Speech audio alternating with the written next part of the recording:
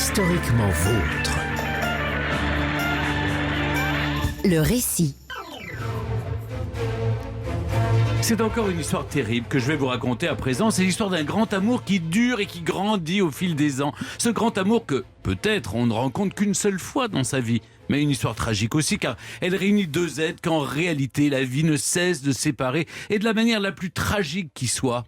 La reine Marie-Antoinette et le beau Suédois, le comte Axel de Fersen. J'espère juste qu'il n'y aura pas d'émasculation dans cette histoire, Stéphane. Non, ne vous inquiétez pas, mais ça finit mal quand même pour lui. Je ne vais pas tout vous révéler tout de suite. Tout dans cette affaire est secret.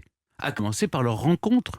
Nous sommes en janvier 1774, quelques mois seulement avant que Marie-Antoinette ne devienne reine de France. Mais pour l'heure, elle est encore la dauphine et peut s'amuser dans l'insouciance de son jeune âge.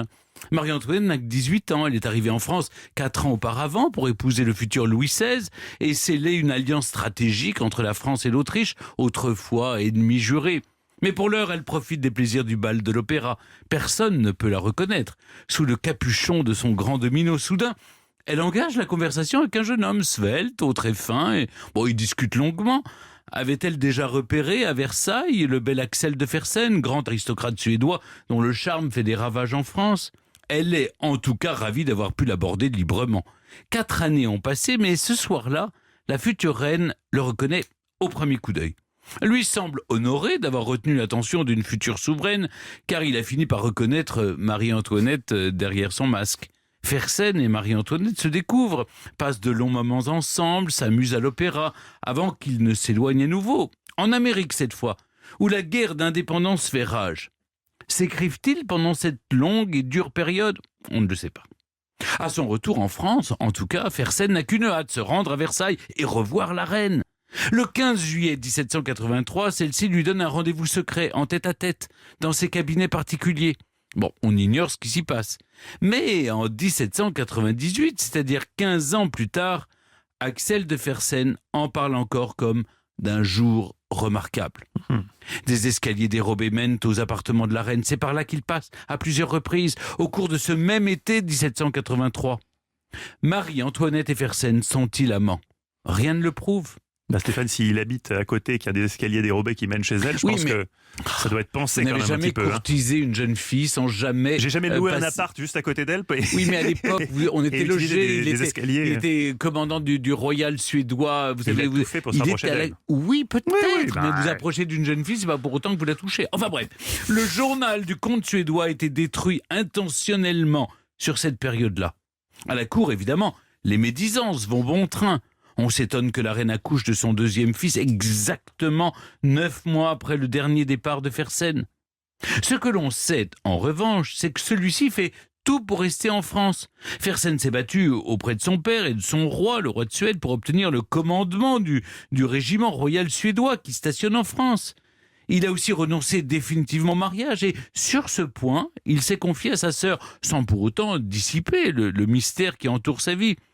Je ne puis être à la seule personne à qui je voudrais être, la seule qui m'aime véritablement, ainsi je ne veux être à personne.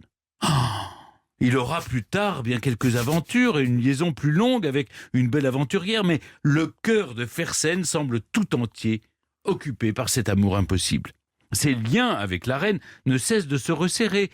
Il a un pied-à-terre à Versailles dont presque personne ne connaît l'existence. Il rencontre Marie-Antoinette dans les jardins du Trianon jusqu'à 4 fois par semaine.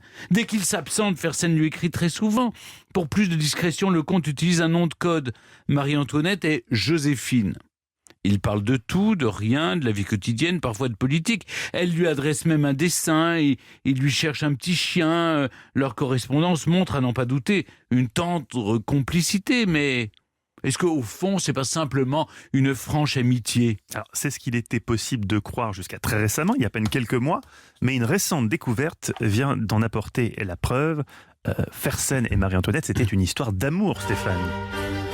D'où cette musique. C'est exactement cela, Mathieu. La vraie nature de la relation entre Marie-Antoinette et le beau comte suédois Axel de Fersen, nous ne la connaîtrons sans doute jamais, mais la réalité des sentiments qu'ils éprouvaient l'un pour l'autre vient tout juste d'être mise à jour. Il faut, pour le comprendre, avancer un peu dans le temps. La révolution vient d'éclater, Fersen n'a qu'une mission, protéger la reine. Mais la tentative d'évasion qu'il organise, la célèbre fuite à Varennes, est un désastreux échec. On peut le dire. À nouveau séparés, Marie-Antoinette et celui qui est devenu son agent auprès des cours étrangères s'écrivent sans relâche. Dans leurs lettres, ils utilisent des codes secrets et de l'encre sympathique. Certains passages sont en plus caviardés, c'est-à-dire savamment raturés après lecture, pour qu'il ne soit plus jamais possible d'en deviner l'écrit. Des secrets qui ont passionné des générations d'historiens, mais qui viennent seulement d'être déchiffrés cette année par une équipe de chercheurs. Le résultat est sans équivoque. Marie-Antoinette et Axel de Fersen s'aiment d'un amour immense et pur. Écoutez-la. Je vais finir non pas sans vous dire, mon cher et bien tendre ami, que je vous aime à la folie et que jamais, jamais je ne peux être un moment sans vous adorer. Et Fersen répond, sans vous il n'est point de bonheur, pour moi l'univers n'est rien sans vous. Les échanges sont aussi passionnés que la période est grave. En quelques mois, la révolution s'est radicalisée et le couple royal, qui continue de jouer sur les deux tableaux en faisant mine d'accepter la Constitution d'un côté, tout en attendant une aide extérieure qui ne viendra pas pour rétablir la monarchie absolue, est condamné. Marie-Antoinette, vous le savez, sera guillotinée le 16 octobre 1793. Fersen ne se remettra jamais de n'avoir pas pu sauver sa reine, celle que dans ses lettres il continue de nommer elle, avec un E majuscule. L'unique femme de sa vie.